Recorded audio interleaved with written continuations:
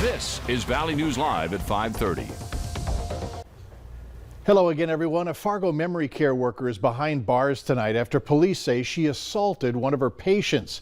59-year-old Rachel Cooper is being held on one felony count of endangering a vulnerable adult.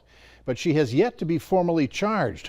Our Valley News crime and safety reporter Bailey Hurley joins us live from the Maple View Memory Care in South Fargo, which has been the center of a police investigation before. Bailey?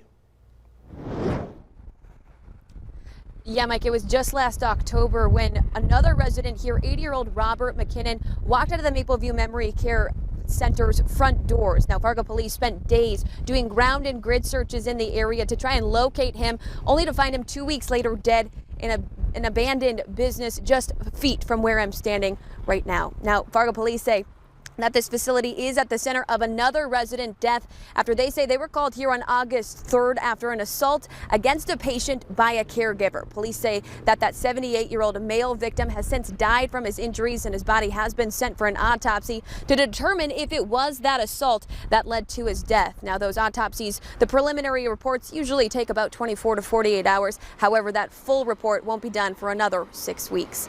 Live in Fargo tonight, Bailey Hurley, Valley News Live. Thanks, Bailey. Police say that the man's name will not be released until tomorrow after loved ones are notified. They also say upgraded charges are possible against Cooper depending on the results of the autopsy. There's more fallout to tell you from the drought as Charlie's Tubing in Detroit Lakes was only open for 7 days this summer. It's a family-owned business and they say all they can do is watch their livelihood dry up. Valley News Team's J.C. Dodd has more on how parched that area is. You could walk the whole river without getting wet right now. For more than 30 years, the Peliah family has earned its money from Charlie's Tubing, a fun summer spot where people could float down the Ottertail River. This year, things have been different. We have people that come like every single weekend, and this is what they do for their summers, and they haven't been able to do that, and yeah, a lot of good times lost. With parts of Becker County in extreme drought, the river the family has relied on for so many years has steadily dried up. Peliah blames the lack of rain and consecutive temps in the 90s. With that heat, it drops the water levels like over an inch every single day, so it's really bad for our river. Charlie's Tubing opened on Memorial Day and only lasted 7 days before tubers had to walk to stay on track with the river. As a seasonal business whose earnings are supposed to last the family through the winter, they've had to seek out other options for income. I've had to do a little bit of carpentry and construction work for myself, and normally I would be doing this business full time. And Peliah says he's hoping for a lot of rain and snow in the seasons to come. We're just hoping that we still have a river for next year and the years to come. In Detroit Lakes, J.C. Dodd, Valley News Live. We're also hearing reports about some people getting their boats off area lakes early because public ramps are too dangerous because of the low water levels. What a difference there is in temperatures here compared to the other end of North Dakota, and that's playing a part in the weather to come. Here's Nathan to explain. Yeah, Mike, that cooler weather out toward the west is all part of a system that will bring some changes to our neck of the woods for tomorrow and into the weekend as well. Here's a live look right now from our Devil's Lake home of economy Skycam, where temperatures are a little bit cooler. We've had a bit of a stationary front set up across the Devil's Lake basin, which has kept some clouds around and kept those temperatures there across Devil's Lake cooler as well. But Friday, that first alert weather day, still stands for tomorrow. This system makes its way through, brings the chance of some severe weather to a good number of us here across our region. So here's what we're watching for tomorrow. Notice the yellow you see there. That's the slight risk of severe weather. That's a level 2 out of 5 on the severe weather risk scale. That includes areas like Thief River Falls, Bemidji, Ottertail County, and down through Fargo, Moorhead, and into the Sisterton area, seeing that chance as well. So this is where we're more likely to see some scattered severe storms, an isolated tornado threat, some gusty winds, and some hail as well. Now, out toward the west, already seeing some of those showers moving into the Williston and Dickinson areas, and some of those could actually graze our area as early as tonight, Mike, but coming up in a few minutes, we'll break it down hour by hour style, that chance of severe weather for tomorrow. We hope they not only graze our area, they stop and graze for a while. Graze for a while, yeah, really drop some rain, I'm hoping. All right, thanks. Yeah. That murder trial out in Mandan is in the hands of the jury. We are just learning that the jury is done deliberating for the evening. They'll pick it back up again tomorrow morning. Chad Isaac is charged with killing 4 people 2 years ago at RJR Maintenance and Management in Mandan. Today, prosecutors told jurors that the killer acted alone, and when combined with DNA, fiber, and video evidence, it all points to Isaac. Isaac's attorney countered by saying the state's case is the result of law enforcement officers believing within a couple of days of the killings that they'd solved the homicides, and then did everything to prove that theory.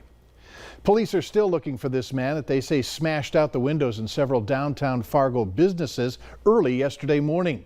The man is a white male, and at the time he was wearing all black clothing.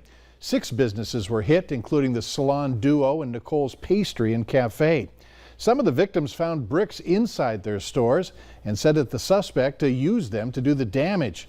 None of the owners reported that anything was taken. Fargo police are urging you to give them a call if you have any information on this individual. You can call them at the number on your screen, 701-241-1407, or text them by using the keyword Fargo PD along with your tip at 847-411. Over in West Fargo, the school district is warning parents that there may not be a bus available to pick up their kids for the first day of school, and they're encouraging families to have a backup plan. School officials say that they've been told by a group of the transportation staff who have indicated they may not show up for their assigned shifts. In a note to parents today, the administrative team says that they're working hard to ensure all students get to school, and they'll keep families up to date on any disruptions.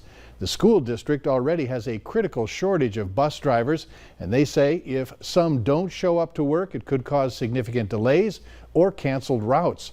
The board and administration have been working with the transportation department over the summer to understand concerns and find common ground. It's not just West Fargo that needs bus drivers. The director at Valley Bus in Fargo says right now they're tight on drivers, but they can make it work for the start of the school year. In Moorhead, the district there says that they're looking for 3 more drivers. To the north, it's a different story. Dietrich Bus Service in Grand Forks has 21 drivers that cover 35 routes. They do say that there have already been forcing to combine some routes. Dietrich is also looking for a few more drivers to cover activity routes and to be substitute drivers. Meanwhile, over in East Grand Forks, they need 1 or 2 more drivers, but say they'll hire as many as they can. Some of the companies are offering new incentives, such as helping with daycare expenses and paying to get their people their commercial driver license. Some people are saying enough is enough when it comes to local school districts' COVID-19 mitigation strategies. The Community Alliance for Responsible Education is advocating local school districts listen to public health guidance and require masks in schools. West Fargo parent Dr. Chris Pribula says that West Fargo's optional mask rule is not enough to keep students safe. He says distance learning does not work well, and the best way to keep students in school is to require masks. And either way, you're going to have disappointed or angry people on both sides. But only one of those sides, being disappointed and angry, leads to more kids being sick, more adults being sick, and for maybe having to go back to virtual learning. Dr. Pribula also says that he hopes the West Fargo School Board will adopt all of the Fargo Cass public health recommendations. He's working on getting his proposals discussed at the next school board meeting. Meanwhile, the West Fargo School District is letting parents know what to expect with the upcoming school year. To keep students safe, teachers are keeping themselves and their students distanced whenever possible. As we mentioned, wearing a face mask is optional, and at this point, school leaders hope that parents are helping their kids with the transition back to school. Adults in this, how COVID has been and the stress, so you really have to work on self-care and taking care of yourself so that you can be the best you can when you're working with students in the classroom. To help students feel and parents feel a little more at ease with the upcoming school year, elementary and secondary students can join their back to school night on August 24th. We have full details on our website. Go to valleynewslive.com. And college students are back in town. Students are moving in today at MSUM. Tomorrow kicks off Welcome Week at NDSU. There's a full schedule of events to help incoming students connect to both campuses, including a tie-dye night, block party, and a scavenger hunt. We have details on our website. Is your child in need of school clothing? Well, we've got you covered. That's the theme of the YouthWorks clothing giveaway that's happening right now. The event provides free back-to-school clothing to middle, high school, and college-age students in need. It's going on at Dakota High School right now until 8 o'clock. Dakota High School was previously known as Woodrow Wilson. You'll get 2 bags that you can fill with whatever clothes you need, and again, it's free. Later on Valley News Live at 5:30, what the White House and health officials are doing to get more Americans vaccinated. Last week's drought monitor shows exceptional drought in northern Minnesota, central North Dakota, and we're seeing that exceptional drought, that deeper red, expanding further in toward the Red River Valley. But of course, tomorrow, first alert weather day, do have the chance of some measurable rainfall for some. We'll talk about all that in detail next.